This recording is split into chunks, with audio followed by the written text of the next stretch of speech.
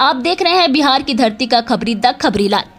Sponsored by tasty family restaurant near Arbal मोड़ जहानाबाद। बिहार विधानसभा चुनाव में टिकट बंटवारे के बाद राजनीतिक समीकरणों में तेजी से बदलाव देखने को मिल रहा है।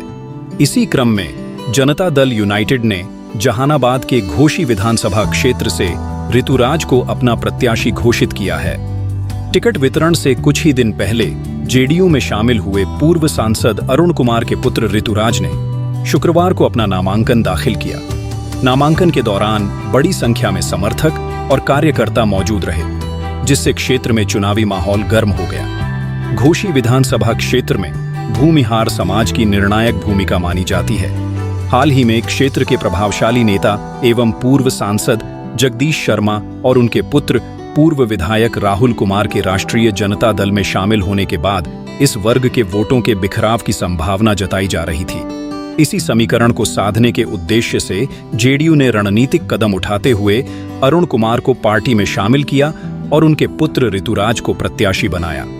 नामांकन के बाद ऋतुराज ने कहा कि घोसी की जनता उनके परिवार को भली भांति जानती है और वे क्षेत्र के विकास तथा युवाओं की आवाज को विधानसभा में मजबूती से उठाने का संकल्प लेकर मैदान में उतरे हैं।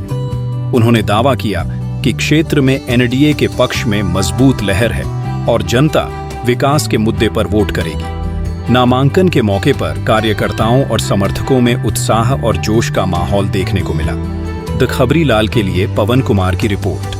पहली प्राथमिकता यही रहेगी जो पिछले कई सालों से विकास के जो कार्य कुछ जो बढ़ के रुक गए हैं उनको वापस सुचारू रूप से चालू करवाया जाए और कोई ऐसा सेल्फ एम्प्लॉयमेंट का यूथ के लिए कोई यहाँ पे योजना को लाने की मैं कोशिश करना चाहता हूँ। मुझे पता है इतना आसान नहीं होगा, मगर ये मैं करना चाहता हूँ कि जिस तरह से मुख्यमंत्री जी ने भी महिलाओं को एक योजना दी सशक्त रोजगार के लिए, उनको सशक्त करने के लिए, तो इस प्रकार से युवाओं के लिए भी कुछ घोसी में होना चाहिए ताकि पलायन जो लगातार कई वर्षों से हो रहा है वो रुके।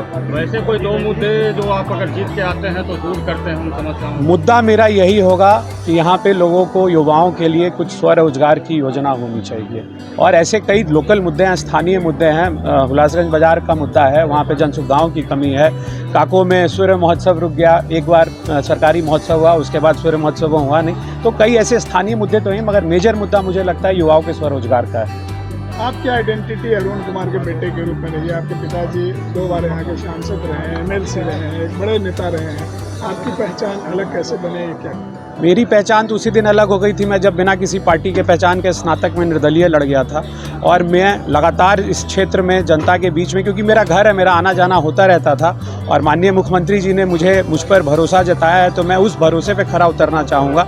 और मुझे लगता है कि ये मेरी पहचान का चुनाव नहीं है, ये पार्टी और संगठन का चुनाव है और संगठन और कार्यकर्ता इसको एक चुनौती के रूप में लेके वापस, क्योंकि एनडीए की सहभागिता कहीं जहानाबाद से घट गई थी, वापस हम चाहते हैं कि जहानाबाद की एक बड़ी मजबूत सहभागिता एनडीए में हो। वरिष्ठ नेता हैं इस क्षेत्र के, हम सभी के अभिभावक हैं। अब उनका इच्छा वो जिधर जाना चाहें उसके लिए तो हम उन्हें कह नहीं सकते हैं। वो उधर हैं तो उनको उधर के लोग समझेंगे, वो गठबंधन समझेगी कि उनका क्या करना है नहीं करना है, मगर वो वरिष्ठ नेता हैं, अभिभावक हैं इस क्षेत्र के। प्रतिद्वंदी रामबली जी हैं, क्या रामबली जी दोबारा विधायक रहे वहाँ पे घोसी में और फिर से वो चुनावी मैदान में है, तो कहाँ देखते हैं अपने आप को, कहाँ देखते हैं? माले देखिए जहाँ भी रहा है लाल झंडाधारी, ये रक्त क्रांति वाले लोग सिर्फ रक्त का बहाव करते हैं और ये जहाँ भी जाते हैं वहाँ विकास के कार्य को अवरुद्ध करते हैं। तो ठीक है, जनता से थोड़ा ऊपर नीचे पिछले बार हो गया, उन्हें समझ नहीं आया कैसे लाल झंडाधारी लोग कैसे हैं, मगर अब समझ में आ रहा है और लोग वापस से विकास की राह, एनडीए की राह की तरफ देखना चाहते हैं। आप देख रहे हैं बिहार की धरती का खबरी द खबरी लाल।